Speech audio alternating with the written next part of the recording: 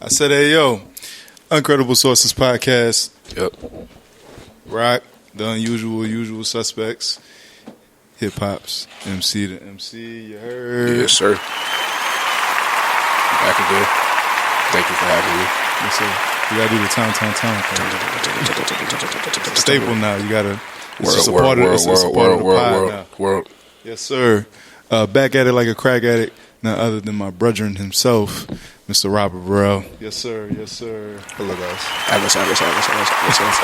Facts. Yes, sir. All right. So we are on episode 5 of the Uncredible Sources Podcast, and I gotta give a quick shout out in my camera to y'all, to the people, because the people are speaking. The people have been speaking. The people are loving the content. They loving the podcast. We got like 3 ratings on iTunes. Way quicker than what I did on reachoverculture when I first started out. And just looking at the numbers, the numbers just look, I mean, I don't think I could have asked for a better start for what we're doing. And people are just gravitating towards it. Like people that, you know, I'm like, I don't know if y'all really into sports, this and the third. People that was asking for it are tuning in. They tapped in. They wasn't capping. They was like, nah, we need something for the sports, for the brothers up north. And they like are really tuned in, leaving comments and rating and subscribing. And so shout out to y'all, man, because y'all made the expansion of the media group worthwhile. Y'all tune into the content, y'all downloading, y'all subscribing, so make sure y'all continue to do that.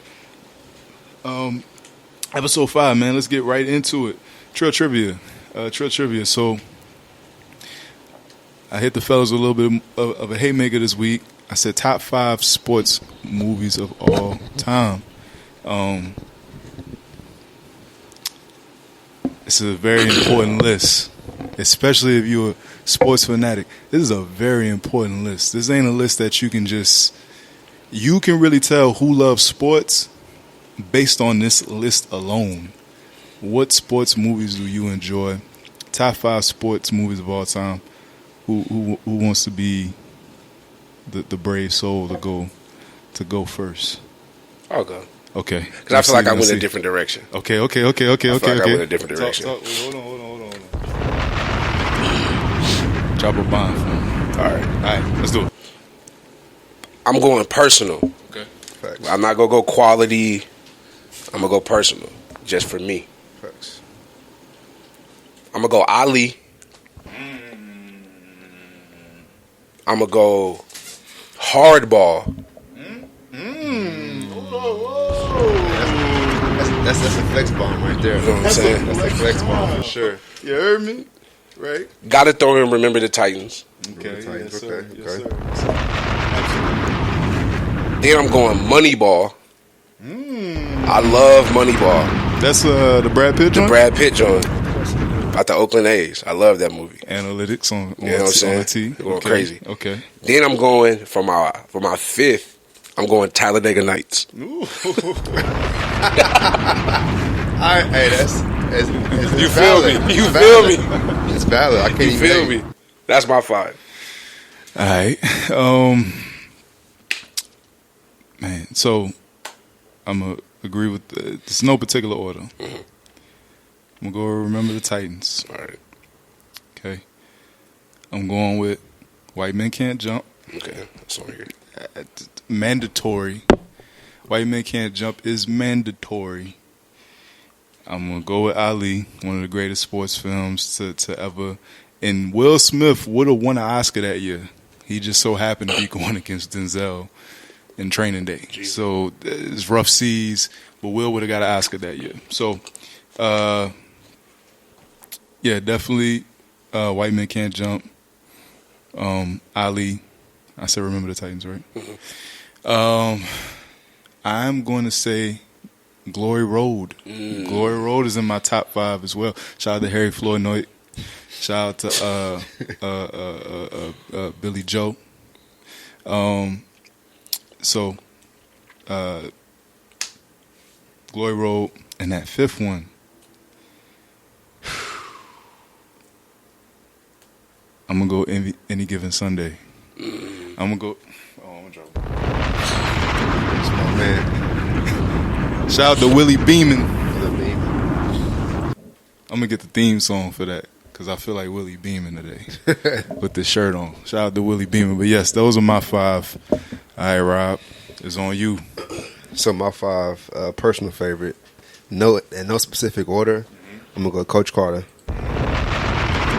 I'm gonna go. He got game. Okay. You turned it up. Okay. You turned it up. Now I changed mine. I'm changing mine. Hold on. You turned it up. I forgot about He Got Game. It's on the spot. He got game on my list. It was one of my honorables. It barely missed the cut. Yo, hold on. Before Rob continue, I just wanted, because this is for the brothers up north. I'm taking out Glory Roll. I'm putting in He Got Game. There you go. Shout out to Jesus. Man, hold on, man. Rob came with a list. Hold on. all right, and so my last 2, I'm gonna go Any Given Sunday as well. And this last one, I probably ain't seen it, Invictus. I've never even heard. I feel like I've heard of it. But I don't think I have. It's a rugby movie with Matt Damon. Okay, I've heard of the name. I did not know it was about rugby. That's fine. It's about rugby. All right, Trailblazing. And if y'all ain't know, I play rugby, so If y'all ain't know, Rob play rugby. But yeah, that's my top 5. So we got Coach I'm Carter. really surprised none of us said Hoop Dreams. You know, Yeah. I'm kind of surprised that none of us said Hoop Dreams. There was an honorable mention, but I couldn't put that over. and I couldn't really, I can't really identify Hoop Dreams as a movie. Right. It's more of a documentary. Now, we was doing sports documentary. That's like a whole That's a nother. different conversation. That's, You know what I'm that's a different saying? lane for sure. Yeah, sports documentaries top 5, easy. Top 5, like Hoop Dreams is top 5, easy. If you're talking about sports documentary, but I just couldn't identify it as a movie. Else that would have probably made my top 5 because I've seen Hoop Dreams countless times. All right, He Got Game and White Man Can't Jump were definitely 2 on my list. That barely missed the cut. And it was Hardball. Man, That bumped them out. Hardball is different. That's the one that bumped I like it out. that one. I like that. That in Talladega Nights is what bumped out He Got Game and White Man Can't Your Jump. list was definitely different. Like I definitely wouldn't have pegged Hardball nor Talladega Nights. And the thing I love about your list is it's spread out all over the place. Baseball, NASCAR, football, baseball. Yeah, those are some tough lists, fellas. Because when he mentioned I was like, He Got Game. I just watched He Got Game the other day. My big brother sent me a meme based off of He Got Game with when Denzel was getting the 13s. You know, and it was like everybody fresh out from Coney Island go get them some Jordans. I was like, yo, that's a real thing. Because he from Coney Island. I was like, yo, that's a real thing. He's like, yeah, son, that's a real thing, son. Like, That's crazy. You get out, the first thing you go get is some joy. I was like, yo. So shout out to Malcolm, man. Shout out to him. Yes, so those are some great lists. And make sure y'all comment y'all list if y'all got a list. And if it doesn't match up to that, don't even bother commenting. If you have not seen any of these movies that we named, really ask yourself, am I a sports fan? Yeah. You can't be. If you haven't seen majority of the movies that we just named, majority of the movies we just named was called classics. Yeah, they're basics. They're super basic. Except for Invictus. Everything else is basic. Everything else is kind of like standard. Yeah, that's like mandatory. All right, getting into the next thing. NBA. We wind it down. Got less than 10 games left, right? Something like that. Getting close to that. All right. 15. Update on our MVP ladders. All right. So some things that transpired, kind of that transpired. Joel still playing on a very MVP level. Joker still doing Joker. James has sat out more games since we've had that conversation. Where y'all MVP? Where does y'all MVP ladder stand today versus 2 episodes ago? For me, my number 1 still stays the same with Joker. Embiid, I'm not mad at people arguing for him because he is balling. You know, he's playing lights out. He's a great defender, but I mean, to me, you got to really break down MVP because like he missed, so I want to say 19 games this year out of their I think they played like maybe 50 or 60 games. He missed 19 of them, and that they've stayed top 3 in the East throughout him being injured on and off. You know, so and it's like, yeah, it's the East. Like, ain't nobody gonna pass them. True, but them continuing to win games is still impressive to me too, and not dropping to that 4th, 5th spot at all. So for me, I'm a still have Joker because I mean, the man ain't missed a game, and he's doing it on a high level. Not in and not out. So, And prayers up for Jamal Murray. Jamal suffering that injury, like that shook the league. Facts, yeah. Because he just when he started to get it together, yeah. Which is sad. It's like Jamal Murray is known for having those highs and lows in the season. Yeah. It's like he's playing really well, and he's not playing really well, and he's playing really well. This just so happened to come at a time he's playing really, really well. Yeah. And the Nuggets was looking a little scary. Does that make you a little nervous for y'all chances in the playoffs now that he's out? To make the playoffs, no, but to compete and go further, absolutely, yeah. Because he was. That's our star point guard. Right. Him and Joker has definitely got one of the best, if not the best, pick and roll games in the NBA. Mm-hmm. So that definitely rules our chances at going in depth in the playoffs. All right, MC. I got Jokic. Okay. He's played every game, Yes, sir. which is important. Yes, sir. You talk about value. To your point about Jamal Murray, the ups and the downs in the season, Jokic has kept the ship pretty stable throughout all of that. What are they, fifth in the West right now? Yeah. And the only reason why I give it to him, honestly, Joel's not even my runner-up right now. Mm-hmm. I got Joel at 3, but Let me guess. Giannis is at you too? Giannis is at my 2. How do I know? I know my man's in there. You heard? Giannis Which is is deserving. This is not, it's not a slight, it's deserving. Giannis is low key. And it's the games. Had Joel not missed as many games as he's missed, and to your point, them still being top 2 seed in the East, it's like, for me, it's a regular season award. Mm-hmm. And we're penalizing Giannis we're penalizing him for not having playoff success, but his numbers are comparable to where he's been the last 2 MVP seasons. I think they're going to finish first in the East. Mm-hmm. But Jokic, man, everything that he's done for that team to keep them afloat, his offensive game is ridiculous. And I think he's improved as a team defender, as a big too. Yeah. He's not about to be AD guarding 1 through 5, but he's doing good at rim protection. He's moving his feet. He's securing boards, which is part of playing defense. And everything else he does offensively is incredible. And I think that taking out LeBron, taking out James now, and then the Giannis thing is Jokic. Yeah, I would agree. Because prior, James was my MVP, but obviously you miss so many games. It is what it is. And then I've warmed up to the idea of a big man winning MVP since 2000. Yeah, it's crazy. The fact that Joel and Joker are neck and neck, and it's going to come down to. I'm okay with a big man winning MVP because it shows that, and these are 2 big guys that they do everything, that you could ask them to do. Yeah. Obviously, they're not masters at all aspects of the game, but they're not super millennial, not super traditional. They got a great balance. They both got back to the basket games, turnarounds, face-up moves. Joker can pass, unlike any other big man that we've seen in the last 10, 15 years. Joel brings a certain sense of dominance that we haven't seen in a very long time. Yeah. Closest to him would have been Boogie prior to the injuries that we've seen, like, just dominate the paint. Yeah. So I like the fact that the big man is essentially back in a way. Yeah. Mm-hmm. And he's definitely back. Yeah. And we haven't seen nothing like this since the 90s. Exactly. And MVP, especially when we talk about young guys coming in, like a Evan Mobley or something, it sets the tone and it sets the standard. Like, if you want to be a superstar big man, this is what it looks like. Mm-hmm. And now you got guys to reference that off of. We haven't had that, since. I mean, it's crazy to think that we haven't had an MVP since who? Dirk? As a big, yeah. As a big? So you're talking about Dirk. Dang, In the early 2000s, you're talking about, and we haven't had a center MVP since Shaq. Right. Yeah. Prior to Dirk, it was KG, and then prior to KG, it was Shaq. So we haven't had a center be MVP since Shaq. Doesn't Tim got one? Tim got one, yeah, but he a 4. I mean, so it's Dirk, so it's KG. Right, that's what I'm saying. Like as far as a center, like we Okay, haven't had a gotcha. center be Since Shaq. since Shaq. No, you know, but you left my guy out of the Who that? Duncan Garnett. You were Duncan. Oh yeah. I mean, you went Dirk Garnett. My bad. You know what I'm saying? Like, let's My not. bad. Shout out. If we go give it, you know what I'm saying? If we go shout out Garnett and we go shout out Dirk. Timmy. That's a whole nother, like, who you would rather, like, I mean, that era of fours was crazy. That was a crazy era of fours.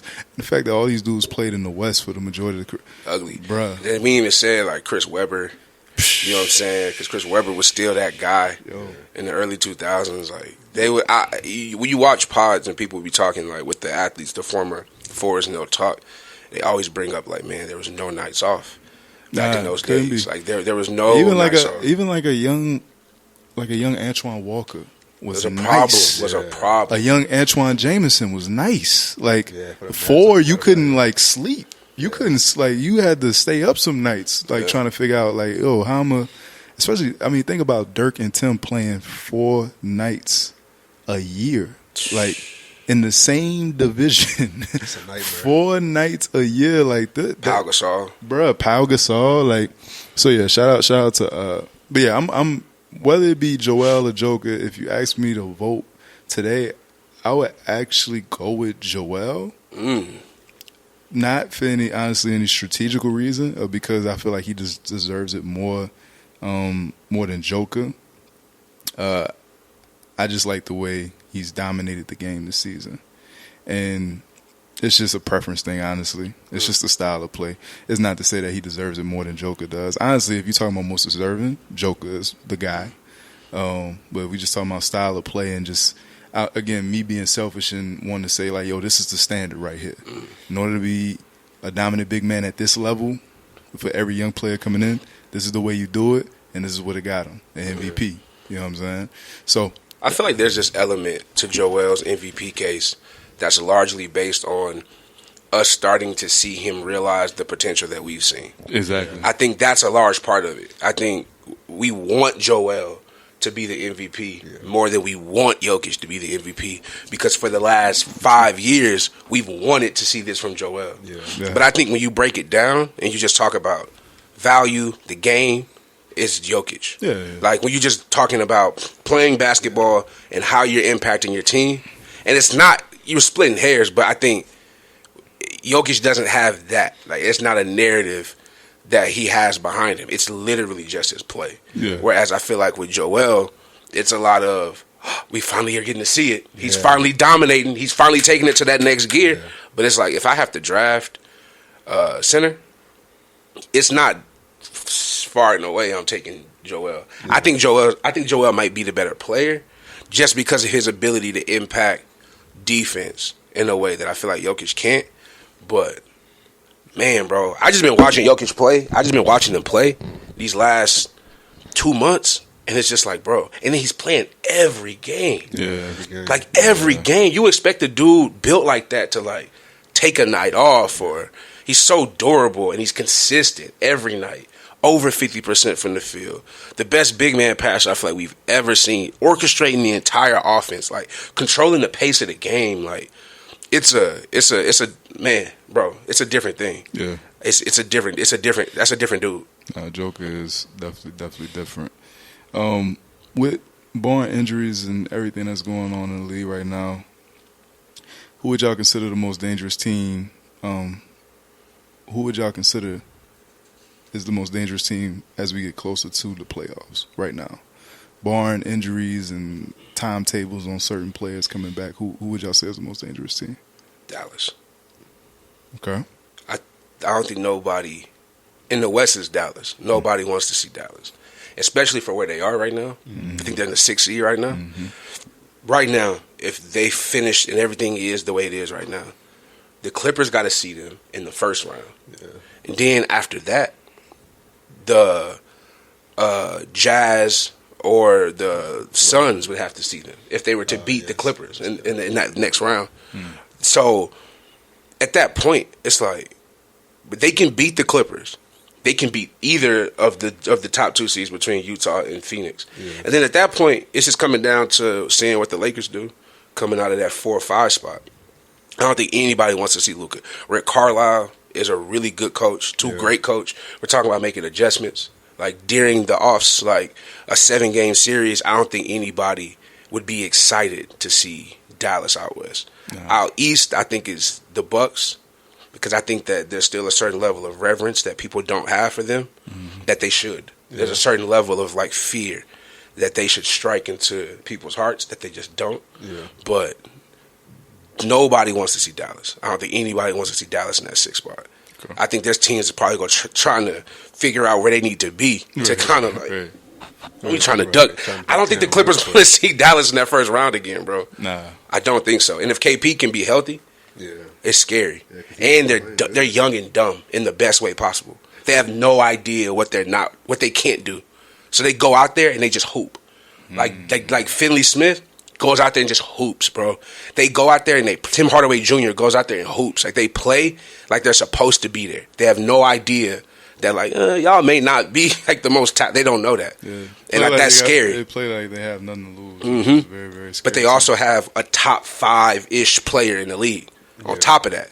So it's like, you have a guy, not only do y'all carry yourselves that way, but you have a guy that actually is that guy who also carries himself that way. Yeah, and they're figuring it out at the right time too. Yeah. They're getting in the rhythm, getting in the sync at the right time.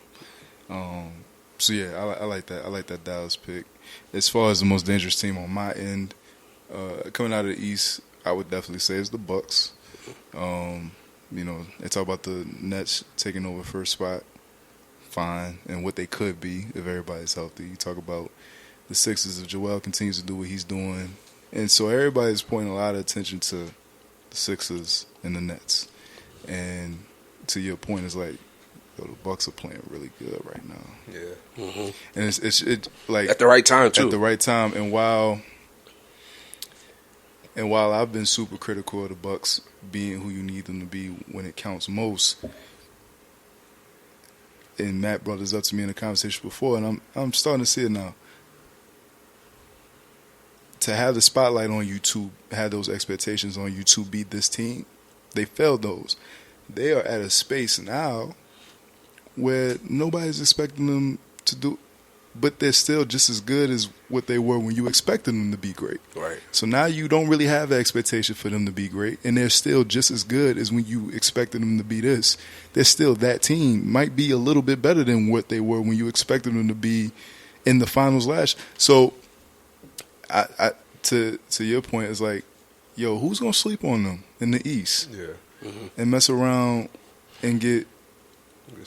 And catch that 2-0 real quick and be like, yo, that 2-0 on the road. Right. You know what I'm saying? Going into Philly. Right. On some like, yeah, we just took these first 2. Right. Now you got to come to Milwaukee. Right. and you got to beat us 4 times in 6 tries. And I'm not convinced that, anybody's going to be able to do that. Right. Like, I'm not convinced anybody in the East has the ability to go down 2-0 to the Milwaukee Bucks. Yeah. This year, and come out with a dub. It's not happening, bro. I'm not seeing it this year. So I definitely think the Milwaukee Bucks out of the East, and then the West. I didn't even think about Dallas. I didn't either. But they are peaking at the right time as far as being the most dangerous team. Because I still kind of wanted to go with Denver. I still kind of want to go with Denver, even though Jamal Murray is a huge hit. They're still playing very well, and Joker just has them in a different rhythm. What's the best team in the West you think Denver can beat in the playoffs? The Clippers. What are the teams, in your opinion, that are better than the Clippers that they can't beat? That they can't beat? They can't beat? Yeah. Honestly, the Jazz and the Lakers, because they have 2 bigs that can defend. Mm-hmm. And if Joker is kind of shut out, or made to have 10, 5, and 4, 10, 5, and 8. It's like, okay, at that point, like if Joker can be slowed down to not having 26, 10, and 8, then it's like, okay, it's dangerous because AD is a great defender and he can score. Gobert is a good defender. Mm-hmm. So I think those are the 2 teams who are like, dang, like if we can beat them or avoid them, it's like, okay, because every other team in the West don't have a big that I'm necessarily worried about. That makes sense. So, that's where it starts for us. I would probably say the Lakers as well. Utah's just not. They're just, I don't know. I put them in the same regards that I will put a Milwaukee in as, no matter how well they're playing, I just don't believe it. Milwaukee, I believe it more so this year. The Jazz is like, I just don't believe it. I don't believe that y'all going to do what people might think y'all going to do. But the Lakers, on the other hand, one, you can't overlook veteran leadership, experience. Yep. And at the end of the day, not to make a grand comparison, but playing Bron in the NBA is like playing Tom in the NFL. You don't take it lightly. Yeah. And you don't, no matter how down you think they are, you should be terrified. You should be terrified. Yeah. You should, and then especially with like a Bron, who, I mean, it's not as quiet as it's kept, but he's at this point now where he just knows how to win basketball games. Yeah. Like, he's always knew how to win in a sense, but now it's just like, it doesn't even look like he's frantic. It's just a different calmness. It's like Tom Brady being on the bench with his head down. It's like, all right, I'm not super worried. I might have threw 3 picks this game, but as long as you have to give me the football back, we got a chance. Yeah. And so with the Lakers, just off that alone, I feel like they're to be revered and to be fed, and you should want to go in there and punch their heads off. Like, you shouldn't, like, it's like fighting Mike. Like, Lennox didn't go in there and fight Tyson, even though he knew Tyson had been beat up a few times already. No, he went in there and fought Tyson as if he was fighting Tyson in 92. Yeah. Like, Lennox went in there like, nah, I'm not going to approach you like you the old guy that might be on drugs and been in and out of jail and had all these issues. No, I'm going to fight you like you the 92 Tyson that's coming in here to take my head off. So I think the Lakers, outside of the Lakers, bro, I don't see anybody that Denver should necessarily fear per se. Clips, probably. Clips, you could say the Clips, but I think Denver, I still have Denver going to the conference finals. No. I still got them. You can't. Because unless you think the Lakers are going to drastically change position. Because right now, Denver's 5-4. The Lakers are 5. So. Well, how many games back are they from 1? Who? LA. I want to say like 9. I'm not even sure, yeah. I want to say like 9.5. But how many games? Well, 9.5. So the Lakers are 9 games out of 1. Denver's 5 games. So Denver is almost locked in the 4. Unless you think they're going to slide and the Lakers are going to go on this run. I mean, there's a chance that the Lakers might slide. I mean, to the play-in, to like 6, to that 6-7 range. I'm not doubting it. I'm hoping for it, honest to God. And it's I kind of feel like they're hoping for it. Do you think the Lakers want to be in the play-in game? I think so. That's crazy. I kind of think so. I'm not gonna lie. I kind of think so because, with it's sports narrative, right? So it's the same. We just don't want you to be as worried about us as you might be. So it's like, don't do enough to get knocked out of the playoffs, but don't cause a stir. Like, look as fragile as you could possibly look, so that way people are sleeping on you, which is why I think, like, Bron's timetable is just so up and down, and it's not coming, like, he's not pressed to come back, because I don't think, to your point, I don't think the Lakers want to see Denver in the first round either. Bro, I want to see Denver. If I'm the Lakers, I would love to see Denver. That's fine. That's fair. Like, I think the teams, if I'm the Lakers, I don't want to see is Dallas. I don't want to see Portland. Like, but I would love to see Denver. Because to your point, if I can make Jokic shoot under 50% from the field, you got a chance. It's over. Because who else is about to carry this team? Like, there's nobody else on that roster. And then you got Drummond. And you got AD. You got bodies that you can throw at them. And so much scoring. That's what I want to see. No, that's fair. I don't know. I don't see Denver going out. I don't see Denver going outside. Big sad, bro. Against the Lakers, I don't see him going outside. Man, bro. With Jamal Murray, I think Jamal Murray's injury changed the whole complexion of the offs, bro. Because, like, with Jamal Murray on that team and the Lakers coming back from injuries and going right into the playoffs and having to play that Denver team, I would have picked Denver. Yeah. Which would have changed the whole situation of how you viewed the playoffs. But now it's like they're in the perfect position. You play Denver first round. Say you beat them. Now you move on, and because you were 4th, 5th seed, now you play the 1-2 seed. You get to see Utah or Phoenix. Like, that's fair. You don't even have to see the Clippers, who may still not be able to until you get to the conference finals. And AD and Bron don't got to be 100%. They get in the rhythm. They can be rusty against that Nuggets team, man. They can be rusty against that Suns team or against that Jazz team. That's absolutely fair. I don't think they want to fall to 7, 8 and have to see the people they would have to see when they'd have to see. I don't think they want to. And then have to play a play-in game on top of that. I'm not sure they want to do that. I want to see it because I want to see LeBron. I just want to see him run through these niggas. And this is one of the first times in my life I'm sitting here like, bro, dominate these. I just want to see it, bro. It's part of my theory. God, I just want to see it, bro. I just want to see him go to the playing game. I want to hear everybody talk like Canadian. That's what I'm saying. Sports narratives. They just dominated, bro. Sports narratives. I feel like these niggas won't see the same thing, bro. But and that's fair. I just with the Denver team, I don't know why. It's just a feeling. Like I just is like that's not a team that's gonna make it easy for you to come out of the first round. But 40. And Quad has kept Michael Porter been averaging like 25, like 22 to 25. This is what I'm saying. Over the past maybe month, last. It's like I'm not mad at anybody that doesn't fear them. I'm not mad at anybody that doesn't fear them. It's just I don't know for some reason it's one of those where it's like I don't think you even if the Lakers do see Denver in the first round, I'm not doubting that the Lakers can beat them. How beat up do you come out of that series? They're not a physical team, though. I mean, it's the offs, though. Like that's not a physical team, though. But this is a Denver team that we watched come back from 3-1. Like with Jamal Murray. And that's fair. And playoff Jamal Murray is a thing. But they didn't have MVP Joker either. Like MVP Joker he's just a little different this year. Like it's just different. Like we don't know. I don't know how MVP Joker is going to play in the offs this year. MVP Joker might look God tier in the playoffs this year.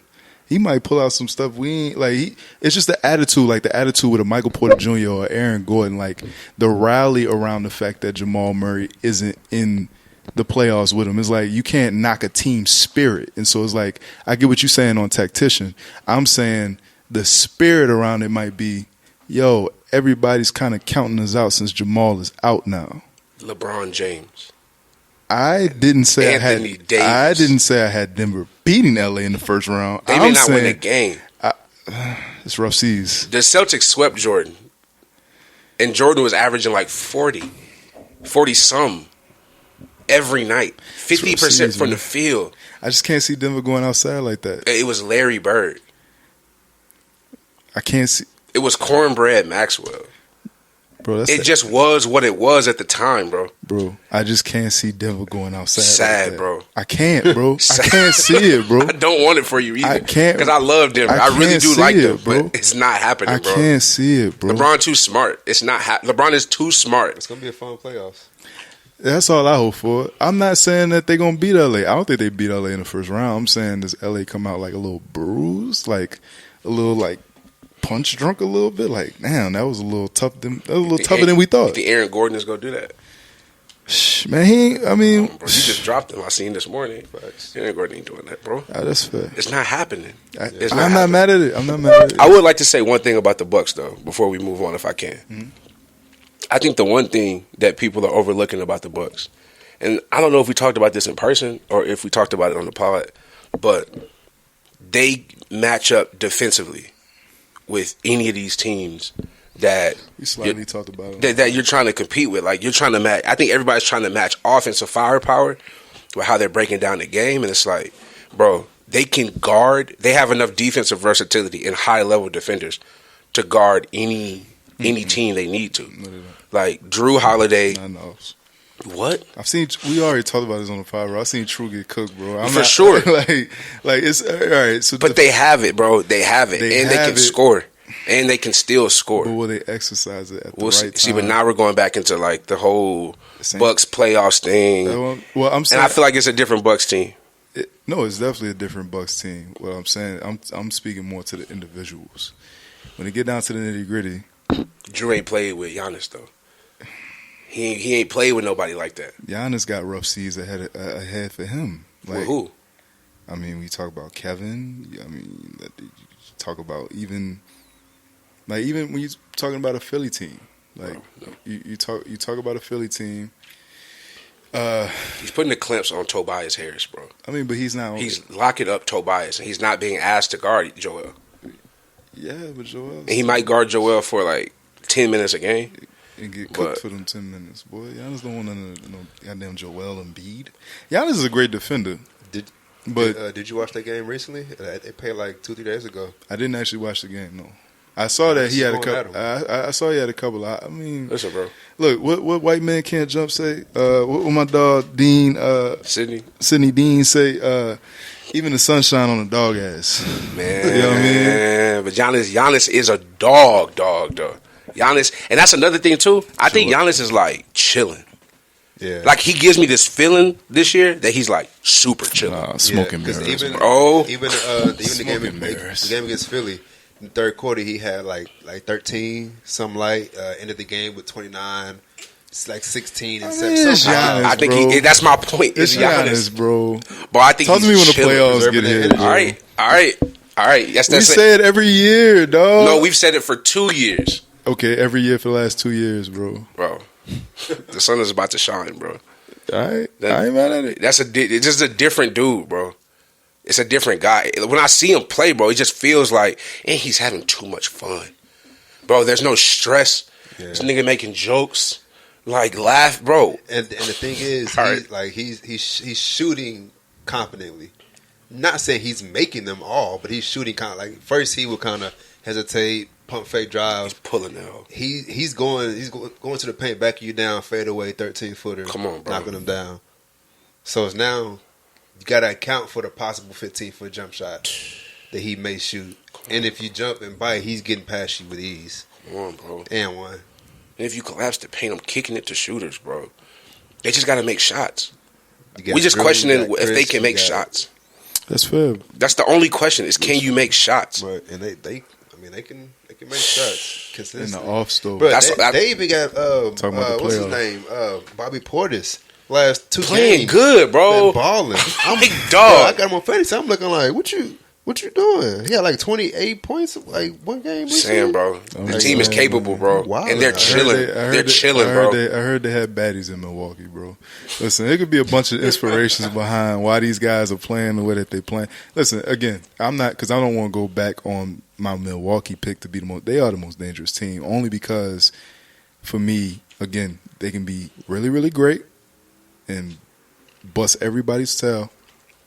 Or they can be the Milwaukee that we know them to be. For sure. That's true. If you had to put your money on it today, though. I feel like they're going to bust. They're going to bust a lot of people's tail. That's all I want to hear. I got them going. Do you have them coming out the East? Honestly, right now, I do have them coming out the East. Okay. I honestly do. And I had them last year. And again, the pressure's a little different. A lot of people had them coming out of the East last year. Even this year, with a Brooklyn team and a Philly team playing the way that they playing, I actually do have Milwaukee. Wow, he got that out of me early. Yeah, I actually do have Milwaukee. I wasn't gonna say that. Was that crazy? Is this thing on? A little bit. Yeah, that was crazy. A little bit. Sorry. A little bit. We'll see.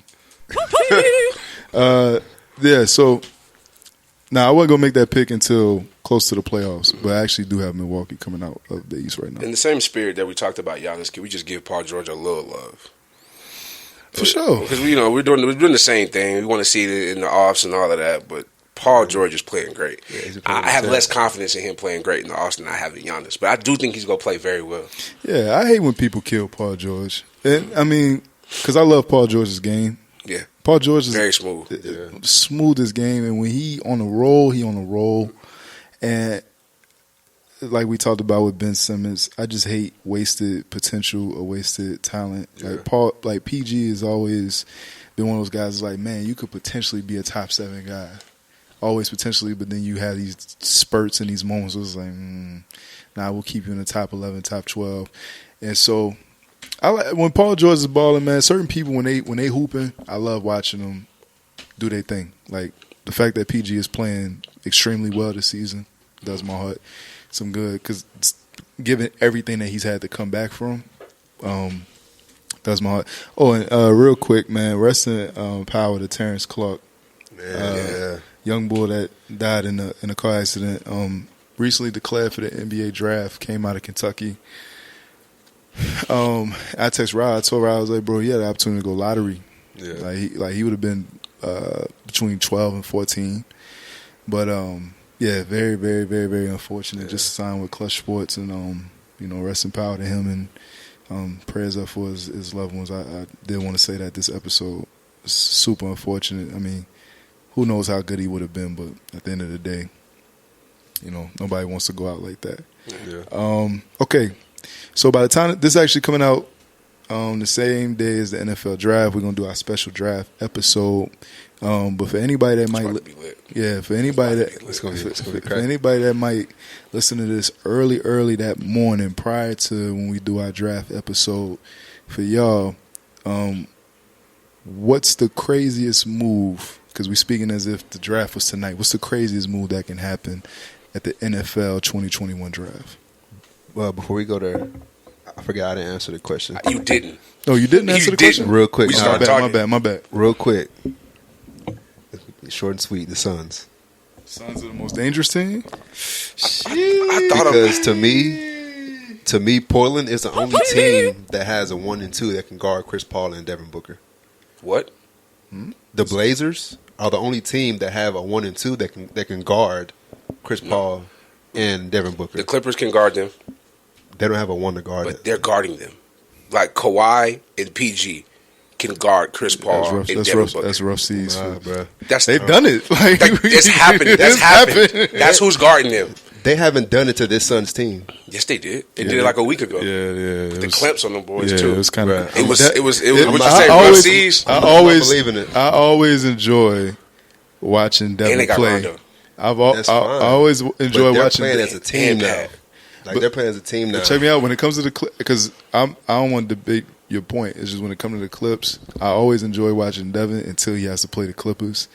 This man, not that he looks flustered, but it be rough seas. Because when PG's not on him, Kawhi's on him. When Kawhi's not on him, PG is on him. So it's not. So You don't think the Jazz could with Mike Conley and Donovan Mitchell?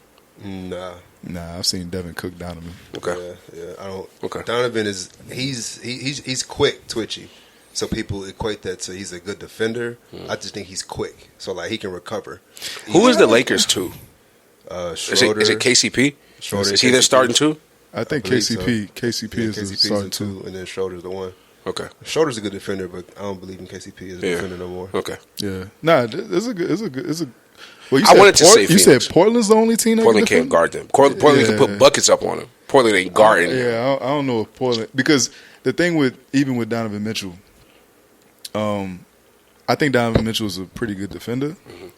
He has to expend so much energy scoring the ball. Yeah. On the other side, especially with the style of play that he has. Exactly. So it's like what they used to do with Kobe and Jordan. Like with Kobe and Jordan, Phil would purposely put him on the off guard that wasn't that great, just so he didn't have to expend that much energy on defense, so that they can go out and get 30. It's just not saying they couldn't defend good tools. It's just a tactic that they use. Yeah. So with Donovan, to your point, he's quick. So a lot of his defensive plays come off ball, so he can transition and make them in the buckets. But I think he's a solid defender. You would spend too much time having to defend Aaron Gordon from floor to floor, a Devin Booker from 94 feet. You would just have to expend too much energy. Yeah. I don't think he can lock down a Devin Booker and go for 30 in the same game. Like, it's too much. But my bad. I'm not trying to cut off your point. So the most dangerous team is the Suns, in your opinion. To me, it's the Suns. They've been playing good all season, but they're playing a lot better as of late. Mm-hmm. DeAndre Ayton's been playing his best basketball. DeAndre Ayton is coming into his own. I want to say 10 to 12 games. He's been averaging like 20 and 10. You got. I'm starting to like that pick now. At first, I couldn't really see it. I'm actually starting to like that pick. I think it's Mikal Bridges. He's a good defender. Can shoot the three very well. You got Jay Crowder, veteran defender, playoff experience. They got Torrey Craig from the Bucks. Yep. Playoff experience, really good defender. Of course, you got Chris Paul at the one who can facilitate. They got Saric from Philly, good big that people just really don't know about. So I think they can really make some noise. Like they got a solid starting five and 2 to 3 off the bench. They can really like do some damage. You must be high on DeAndre Ayton too. I'm not high on him, but just like seeing his switch the past like 10 games, it's like okay, he's starting to figure it out. Yeah, because it's hard for him to play when you got CP and Devin who are so ball dominant. It's like I'm gonna just get my rebound, kick it back out, do my thing, but now he's starting to figure it out. Like where he fits within the offense. Yeah. Because I thought Phoenix, and the reason why I didn't go Phoenix was because of DeAndre Ayton. Because I feel like he's the one. Yeah. Like every team has that guy where it's like, I agree. You're not the best player, or you may not even be the second best player on the team, but that team goes as you go because they need what you bring to the table. Think Michael Porter Jr. last year. Yeah. It's Jamal Murray. It's Jokic. But they needed Michael Porter Jr. to be the best version of himself to be able to win a championship. Mm-hmm. And that's how I feel about DeAndre Ayton. Yeah, like, I think Phoenix is that team if DeAndre Ayton is like 18 and 10, 18 and 12. Yeah. It's like, they can beat anybody. Yeah. Like, y'all can go to the finals if DeAndre Ayton is like 18 and 12. Yeah, DeAndre Ayton, I mean, because his ceiling's not super high, but it's still high enough. Mm-hmm. Whereas, like, again, like you said, if you can even manage to give us like 18 and 12, 18 and 15, I like DeAndre Ayton's game. He still has some room for improvement, but I think the reason why I say his ceiling's so high is because he still has so much to add to his game. Yeah. Especially when you're talking about like a back to the basket. Like if he can adapt a Joel Embiid style game, you know what I mean? Like he don't even got to be Joel.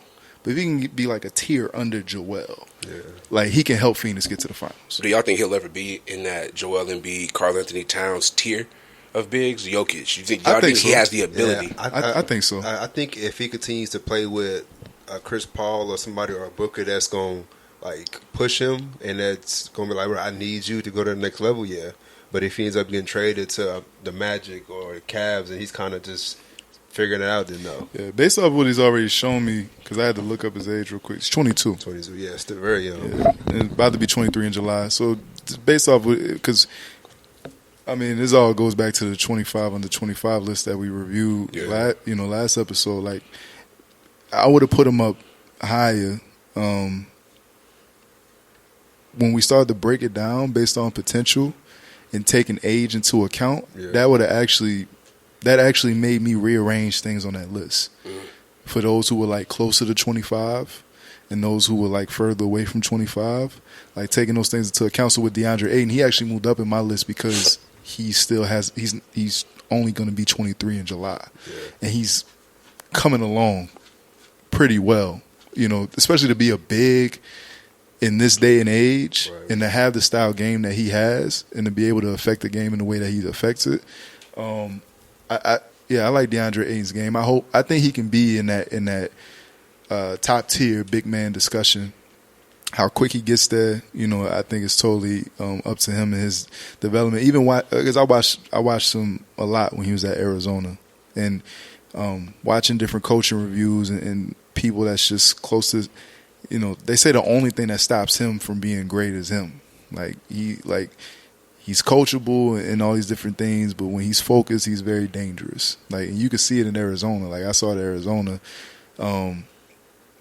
before he went through his controversy with the whole getting paid, like, which, I mean, I totally believe they did that because we ain't going to pay him $200,000.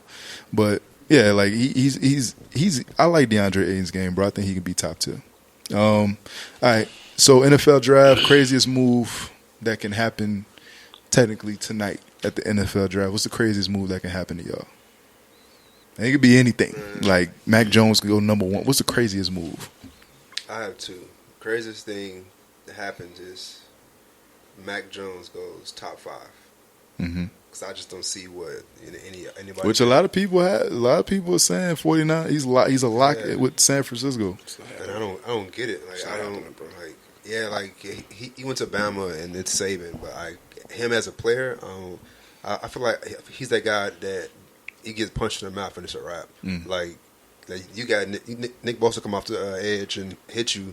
Like I feel like he gonna crumble. Like I don't see a dog in him that's ready to lead, especially a 49ers team who has that like identity, that defense. Like we fight. Like you got Debo Samuel and you got Moser, guys that's like they with all the bull. I don't think he's the guy to lead that team. Real quick, Jimmy G is still there, right? Yeah. So Keeping him too. yeah, that's what I'm saying. So even They if said Mac they Jones, gonna keep- if they draft Mac Jones, just real quick, do y'all see him taking Jimmy G's job anytime soon? Yeah. If they draft him, I honestly see them trading Jimmy G? Jimmy G When? in the draft. No, that's not happening. That's not happening. That's not happening. That's not a crazy because they went to the crazy Super Bowl move. with Jimmy G, and Jimmy G's problem is health, Yeah. not play. There's no way. There's no way, and he knows the system. There's no way. There's no way. That would be the craziest move. That's why I'm Them trading Jimmy G. That would be a crazy move. Them trading There we Jimmy G go. during the draft. That would be the craziest Yes, move. sir. But For sure. If you draft top 3 for like, you have no reason to keep Jimmy G. Like, cause I like him. I like Jimmy G's game, but it's like you're drafting essentially the same player. Yeah. Like, so what's going? If anything, I believe Jimmy G more than I would in Mac Jones. But it's like they're the same player. So that's my thing. Mac Jones But, is just younger and cheaper. yeah, that's the only thing like business wise. So I would say that, and then I would say, of course, Philly trading all 11 picks for Deshaun Watson. Like, because I can see them niggas doing that. Absolutely, I can see them doing that. I'm So that's my top 2 craziest options. Outside of that, I don't really see much else. All right. Mine is along the lines of the Eagles one. Not so much for Deshaun. I think the Eagles trading up to draft a quarterback Man. is what I think is one of the craziest things that we could possibly see. Because I think if Trey Lance or Justin Fields falls to like 8, I feel like the Eagles and all of their dumbassery will be like, oh my God, We have to trade. we have to trade up. We have all of these picks. We could move up. And that's what scares me is that we have so many picks. And Howie Roseman don't know what he's doing with them. We can legit trade 4 picks. He's an no idiot. problem. He's an idiot. The idiots. The whole organization is full of idiots. I can't. I think that. And then you have people talking about like the Patriots trading up. That will only be crazy based on the history, not so much the need. It'd be like, oh, Bill, don't do that. Yeah. So like that would make it wild, but I think it would show how much Tom is like really getting to him. Because I do feel like they're a quarterback away. Yeah, I feel like New England is a quarterback Especially away. with all the moves that they made this year. Yeah, I feel like they're a solid quarterback away from really being able to compete. They won 7 games last year with Cam barely even being in the lineup, coming back from COVID, all the opt-outs and all that type of stuff. Shout out to Cam. Shout out to Cam. Who did they get at receiver? They got your boy. Nelly? You got your boy Nelson. They got somebody else, didn't they? Yeah, it was Nelson Aguilar. Hunter Henry? Nah, it was another receiver. Oh, The receiver? receiver. Yeah, they got another one. I don't remember who it was. It wasn't They- Allen Robinson. It was somebody they else. got another like solid like receiver option on top of the 2 tight ends. But I think that the other receiver though, I saw it and I was just like, that's impressive because I think he'll be a very good ad. But Okay. So craziest thing that can happen is Philly making some crazy move to get a QB or Mac Jones going in the top 5, which I'm very interested when we do the draft episode just to see y'all Kendrick commentary. Kendrick Bourne. Gotcha. Bourne, yeah. I'm really interested in seeing y'all commentary. No, you good. I'm really interested in seeing y'all commentary, y'all reaction. It's gonna be lit. If Mac Jones does go third to happening, bro. we will have the vibes in the building. The Yes, vibes sir. will be here. The vibes will be here. The vibes will be here. Jesus Christ. Man, Jesus the first Christ. episode was crazy. Oh man, all right. So real quick before we get out of here, man, another successful episode of Reach Over Culture podcast. It's Uncredible Sources. Sorry, I do this too much. Still new. Still new. Work with us. Work with us. Work with me. These guys got it. I just be here. Honestly, I got this on because I was expecting to be on vacation this week. I wouldn't Really even. was. Shout out to Dylan. Shout I had to use his government too because he wasn't here. Word. Oh, shout out to Dylan. He'll be here for the draft joint. Jake Paul. All right. Yeah, man. Jake Paul. All right. So Jake Paul recently had a bout with former UFC fighter Ben Askren. Okay. It was on Triller. Shout out to Triller too. Triller is coming up. They figuring it out. They making some moves because they actually had some real. Shout out to Regis too. Regis, pro grade from New Orleans. Light welterweight 140 caught a body on Triller that same Saturday, and so they're actually doing a great job of actually putting actual real fighters on the card as well as the celebrities. So shout out to Triller. Triller's figuring it out. But Jake Paul caught another body, and this time it was not from a former NBA player. It was not from another YouTuber. This was a former UFC fighter. Now, since the fight, I have heard stories of collusion, of somebody possibly throwing the fight. Mm-hmm. Taking all that into account, is Jake Paul really built like that? No. Is he built like that? Yeah. I'm going to say no. Okay. Does he have to fight somebody like a real fighter? Like, he at this point he has to, because not only is he knocking people out, but he's too boastful. Like he's too happy at what he's doing to not see somebody that knows how to box.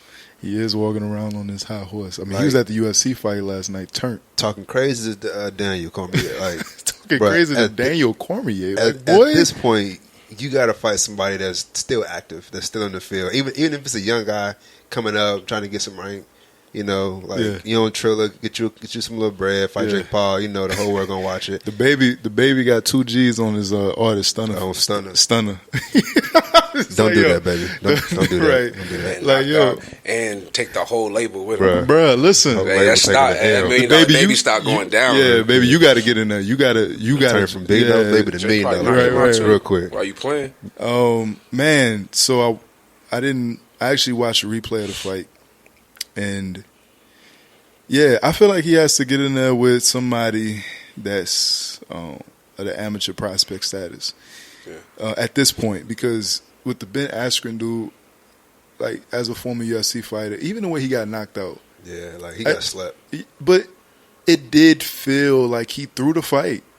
Like the way you would have your hands up in a UFC fight in general, he did not. Like this dude's hands was damn near down at the time that Jake caught him. So I'm not gonna say that because we can't confirm it. We are incredible, right? But it did look a little like, you look like you kind of threw that joint. Like Jake Paul was like, "Hey, listen, we paying you 3. I got an extra 3." Right. Because Jake Paul know he gonna make another 10 from the next fight. Right. You know, the fight. And then Ben Askren, I mean, he's a former UFC fighter. He has nothing to lose. He don't lose clout or rank because he lost to Jake Paul after looking supremely out of shape. You know, going from partying in Vegas one night to fighting Jake Paul, and like there was no training videos of Ben. I mean, there is, but like everybody was like, "Yo, he's not taking this fight serious." And they were boxing, right? They're boxing, right? They're boxing, yeah. So I've heard rumors of Floyd wanting to get in there. No. Now, Floyd was already supposed to fight his brother, Logan. But if he's gonna fight Logan, I want to see him fight Jake too. No, not first. Jake needs to fight. To y'all's point, that amateur first. Because when Floyd beats him, all that's going to happen is like, of course, it's Floyd Mayweather. It's a show. It's not going to prove anything. But at that point, I'm like, all right, I don't want to see him get beat up for beat up's sake. I want to see him lose a fight. Yeah, to show that he's not, or win a fight. But like, if he's going to lose a fight, I want to see him lose a fight. Yeah, like I don't want to see him get knocked out. Like I want him to box somebody that is like to show all its levels. Like. I thought I was doing good, but like it's obvious you got technique, you got footwork, you do this because it's like he just too hype. Your man Hakeem boxes, man, set it up. No, really, I watched the tape. Nigga said set it up, set it up, set it up, set it up. Call him and set him up. Set it up. That's Yo, King. Yo, he in the amateur status right now, and I watched like some of his highlights, some of his footage. He know what he doing. Like he set up the Hakeem Olajuwon. You know what I'm saying? Like Jake Paul fight. Bro, set it up, bro. Call Triller, man. Put the call in. Bro, call. You gotta you the boss. You gotta put the call in. Listen. Call Triller. We need that Triller sponsorship anyway. Get your man Doc View. Get him involved. Get Fires in. Right. Come on, man. Like let's get that. Let's get Motown, bro. Motown, bro. Motown put it on. Come on, bro. Motown Records. I'll make some calls. Presents. Come on, man. Little baby will perform. Like, come on, bro. Like we here. Crazy, bro. This nigga is wild. I can't dream. Yo, allegations are crazy. Nah, that would be kind of fire. But to your point, Jake Paul, I ain't gonna lie, I'm entertained at this point. I'm like, yo, For sure. you know what I mean? Like, you definitely gotta go up in rank. Definitely fight you a prospect / amateur. What's his end goal? Is my question. I don't know. I think he's just has gonna one. keep making money till he can't make Because money it no feels more. like he's trying to make money off of boxing. That he's not trying to actually be a boxer. Precisely. And at that point, what, he's what incentive definitely- do you have to fight Yeah, anybody? He definitely doing it for the money because YouTube ain't paying as much. So you got to figure out other ways to get your hustle on. You can't monetize off YouTube. It's only gonna last so long though until he fights somebody. Right. Yeah, Like people are only gonna tune in to watch him fight unprepared fighters for so long. No, that's a fact. And then you're going to be put in a position where it's like, all right, now you got to fight somebody real. And if you lose that fight, then it's like all that other you can't go backwards at that point. Because it's like, are you done, or are you gonna try to fight again? Like, You know what I'm at saying? what point do you do? Because if I'm a boxer watching this, I'm low key getting mad. Like, it's entertaining, but it's like, bro, like, stop playing. Like we really do this. Right. No, some fighters have spoken out that they like. Even when Floyd announced he was fighting Logan Paul, it was like, bro, Yeah. Why are you doing this? they was pissed off when he fought Conor. Like, yo, what do you like? Yeah. You know what I mean? We take this sport seriously, and you out here having exhibitions with the little Asian kid, with Conor, He's retired. with Logan. He's retired. That's You know what like I mean? that's like LeBron retiring and going and like hooping in like camps in China. The Drew League. Or Yeah, it's something. like Yeah. I'm retired. Like Yeah. I've already Nah, I beat feel all you. y'all up. Like Facts. I'm going to do something different. I'm going to get money in different ways. I'm not mad because again, it brings a different audience. So like, a lot of people wouldn't have watched who's one of my favorite guys, Regis, fight had they not watched that Trill card. So Regis gets a look like that. He gets. You go there to watch your favorite YouTube stars because when Logan Paul did him in the KSI joint. I'm not familiar. So Logan Paul, Jake Paul's older brother, kind of kicked off this whole celebrity boxing thing. He fought this another famous YouTuber from the UK named KSI, and so the fight app, The Zone, they threw this big card in LA at the Staples Center. Damn near sold the Staples Center out, and they had guys like Badu Jack and different guys on this same card. So they pretty much kicked off this whole celebrity YouTube fight thing like 2 years ago, right? They sold out the Staples Center arena. Ryan Garcia was on the same card. Devin Haney was on the same card. Like, these are dudes that are going to be the next faces of boxing fighting under YouTube stars, right? But again, it just brings another attention to fighting and to the art of boxing. So now Devin Haney leaves there with a bigger audience than he came in with because these YouTube kids. So I said it to say, like, when I watch people review the fight and people that were actually there, they say, yo, there's a bunch of like kids running around. They packed it out with like a bunch of teenagers that just know the Paul brothers from just YouTube that don't know anything about boxing, but either they watch Jake Paul, Logan Paul, they watch KSI from YouTube, and they came here and now they Ryan Garcia fans and Devin Haney fans. That's crazy. You know what I mean? So now Ryan Garcia, Devin Haney added a whole nother aspect to their fan base. Now you got kids that's 14, 15 that wouldn't have been into boxing. It's like, oh, nah, wait.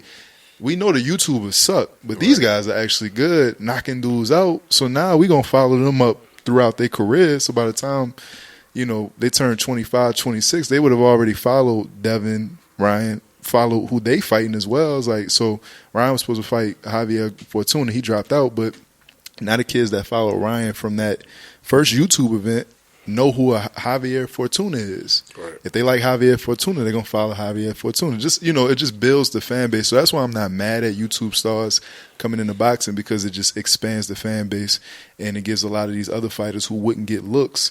It gets them the proper looks now that helps them build their resume, their cachet. And so now you get more super fights or big name fights because these guys are getting fan bases from these YouTube kids that wouldn't know about boxing prior to a Jake or a Logan Paul. So I say with Jake, keep fighting until somebody shuts you up. It's like we watch battle rap. Cassidy is back in battle rap.